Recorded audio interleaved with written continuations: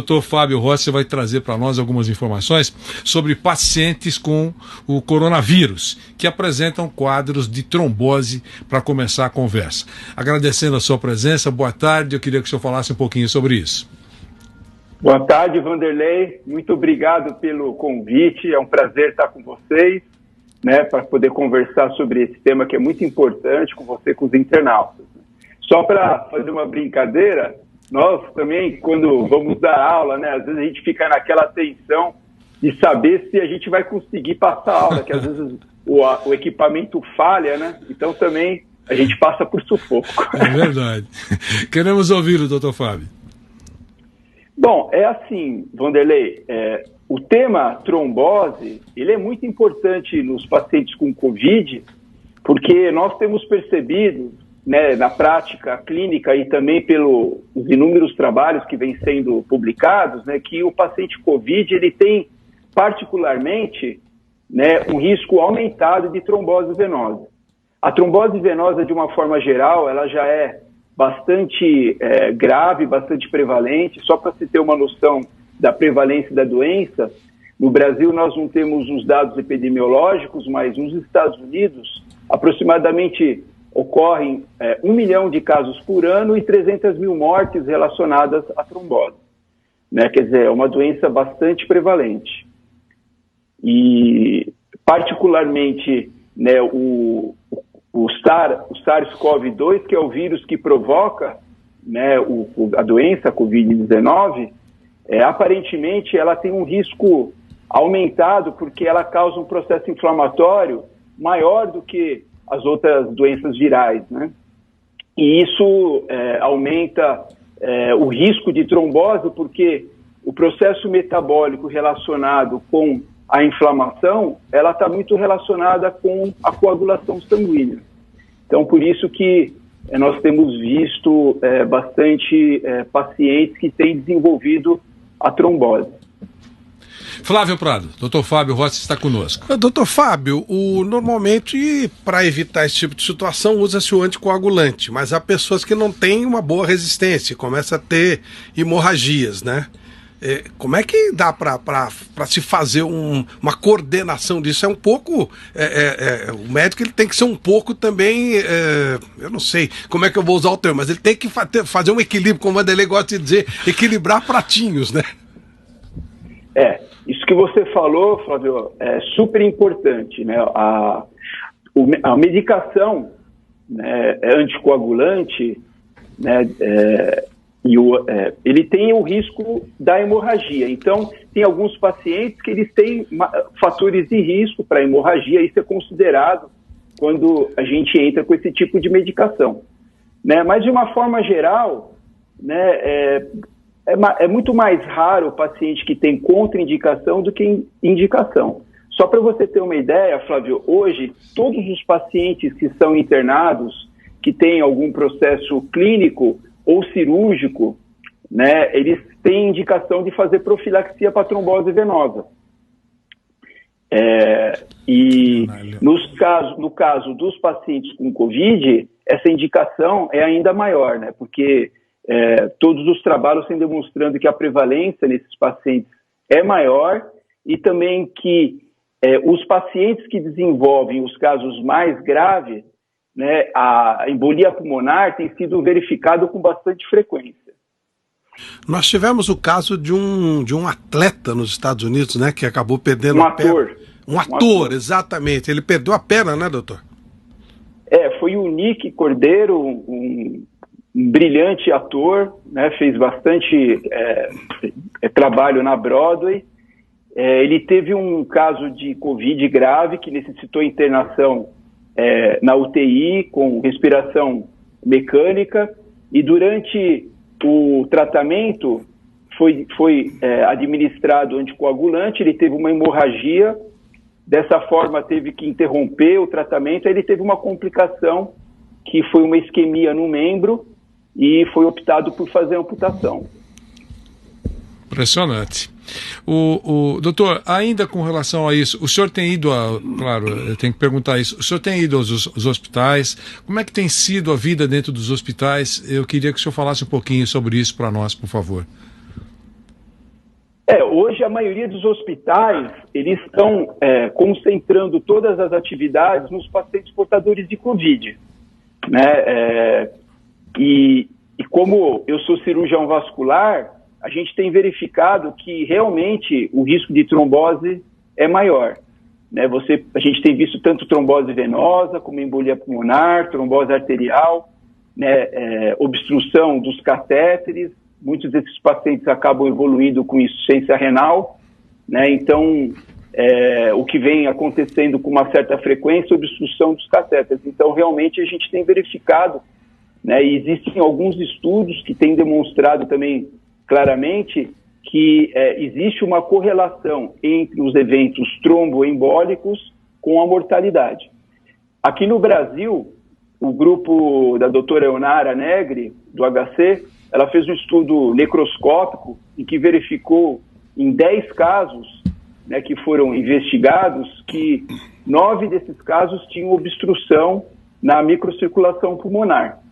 E também esse mesmo grupo fez um trabalho agora no Sírio-Libanês, em que eles aplicaram anticoagulante em doses terapêuticas, né, em 27 pacientes, e eles observaram que nesses casos houve melhora na saturação do oxigênio e diminuiu também o tempo de internação na UTI.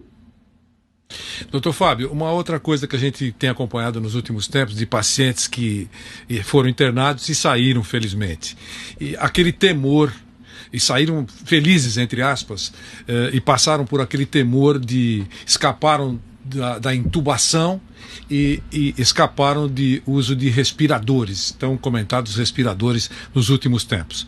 Então eu queria que o senhor pudesse contar para nós em que momento o médico, de uma forma geral, claro, decide no caso do coronavírus, decide pela intubação e pela utilização dos respiradores. Essa pergunta é super importante, Vanderlei. De uma forma geral, o que a gente tem feito nos pacientes COVID? O paciente, quando ele necessita de internação, tem sido feito profilaxia com heparina em doses profiláticas, quer dizer, preventivas. Essas doses, elas se prestam para o quê? Para prevenir que o trombo se forme, né? A heparina, além desse efeito anticoagulante, ela tem também um efeito anti-inflamatório. Então, nós acreditamos que, de uma certa forma, essa prática também diminui a chance do paciente evoluir para formas mais graves da doença.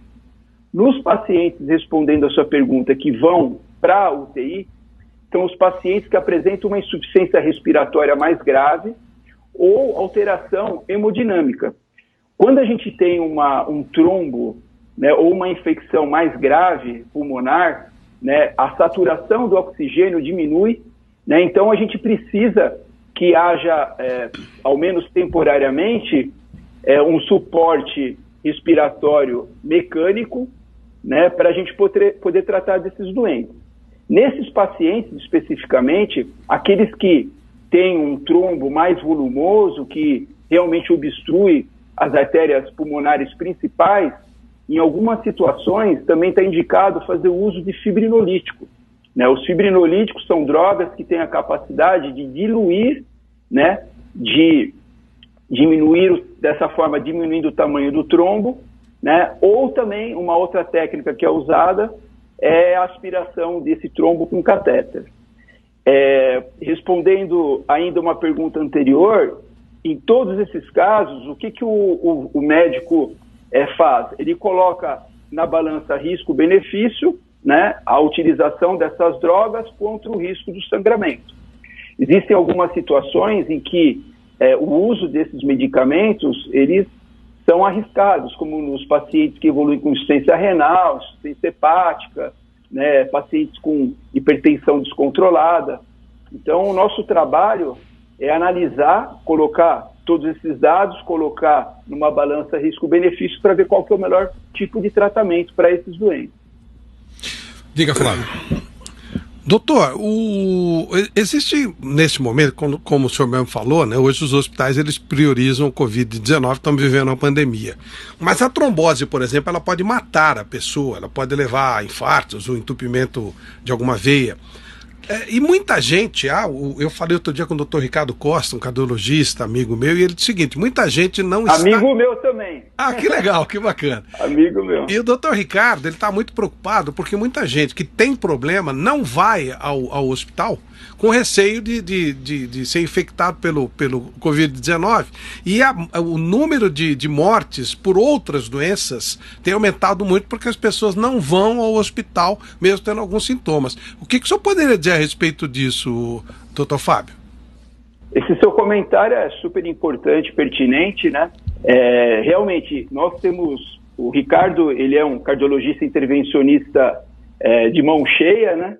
E o que acontece é que os pacientes coronariopatas, os pacientes que têm problema de obstrução nas carótidas, aneurismas, né? Eles têm evitado se deslocar até o hospital com receio do Covid, né? E realmente, nesses casos, a gente tem observado aumento da mortalidade, porque muitas vezes o paciente, por esse receio, acaba falecendo em casa, né? Por não procurar os recursos hospitalares.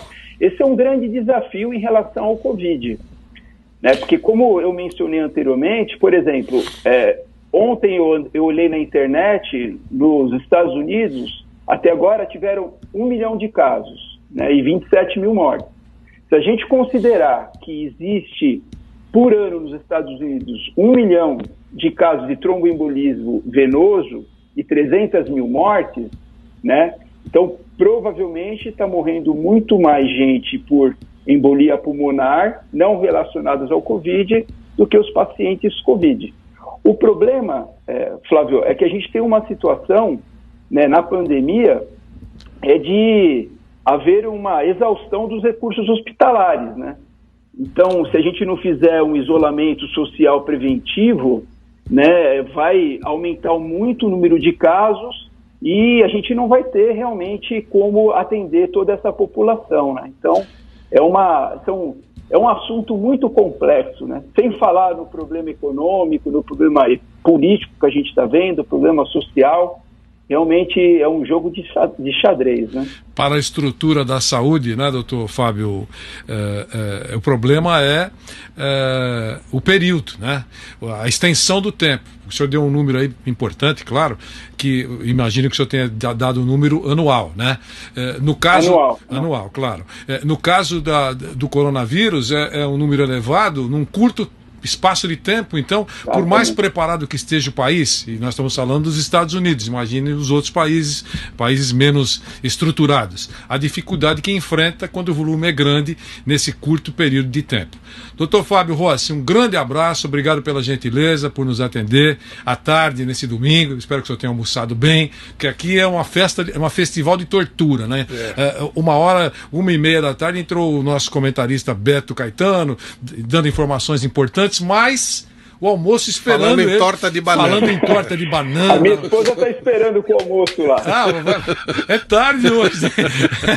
Esse almoço aí é almojanta, né? Mas muito obrigado pela oportunidade, prazer conversar com vocês. A gente está sempre à disposição. Tá? Muito obrigado mesmo. Bom almoço, um abração. Muito obrigado. Obrigado. 15h25.